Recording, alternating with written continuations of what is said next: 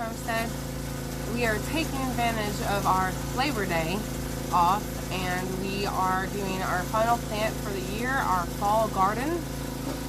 Blake is tilling up another area that we are going to utilize instead of just the regular garden.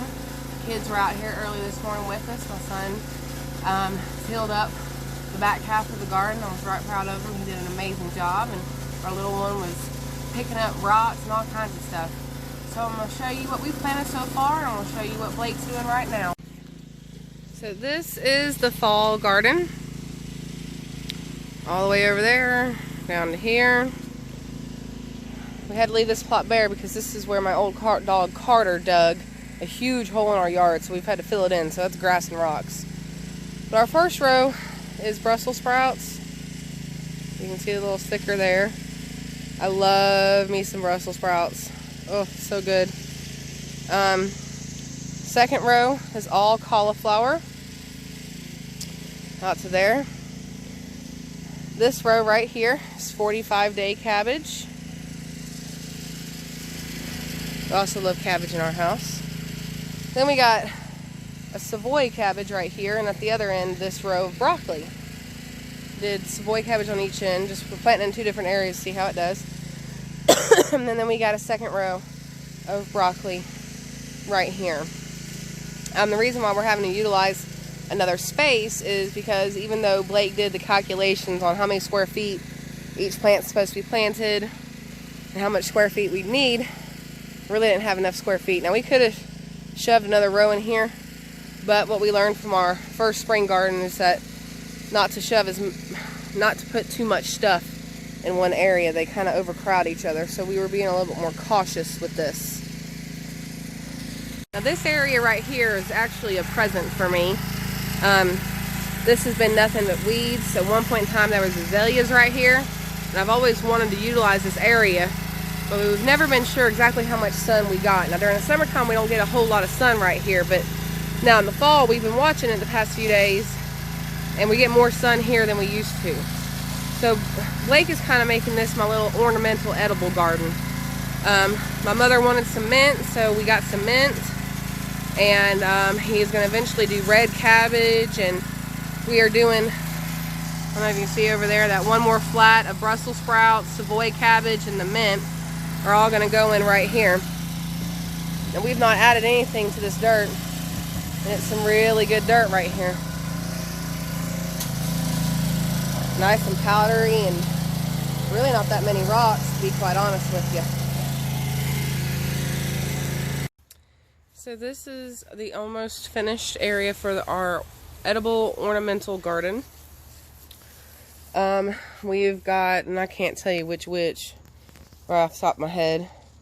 There's Swiss chard, red mustard, romaine, curly kale, broccoli, Brussels sprouts. What other kind of cabbage, babe?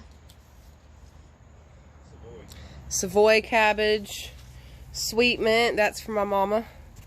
So this is what it's looking like. This is a garden bed that was established years and years ago, used for something else, and it's just been weeds until Blake got this in his mind to make something pretty for me in this area. He says he's going to lay mulch or pine straw down, make it all nice and pretty, and he says he's going to do that next week, so we'll give y'all an update on that next week, so make sure to tune in for that, along with the meat chicken dispatch. But I think this is going to look right pretty. He was real sweet and did different colors. There's a red cabbage right there. He tried to do different colors and different textures, so when they come up, it'll look like a landscape garden, which I think was sweet. I'm really excited about it. I can't wait to see if and how it turns out. I'm really, really, really hopeful. I forgot to mention earlier that if y'all been watching the garden expansion video, there were tomatoes right here. And even though there was a basket full of green tomatoes on this area, we decided to go ahead and pull them on up. I'll explain to you why we decided to go ahead and pull them on up. Most of the tomatoes that were on there were such a small size that it was going to be a little bit before they turned red. We had other stuff we need to get in the ground. So we got 12 quarts of canned tomatoes out of them, numerous tomato sandwiches.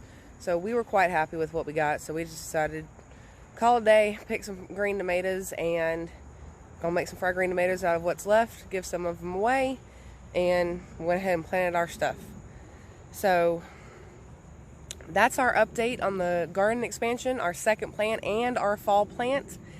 If you have any questions about what we planted, where we planted, why we planted, please comment below. Give us a like, give us a share. We greatly appreciate y'all subscribing to our videos. And y'all have a wonderful, wonderful evening. Oh, I forgot to mention also that the plants that Blake had planted, you know, in the 6-pack, if you've been watching our garden expansion, they did not make it. Like Blake knew that they would not make.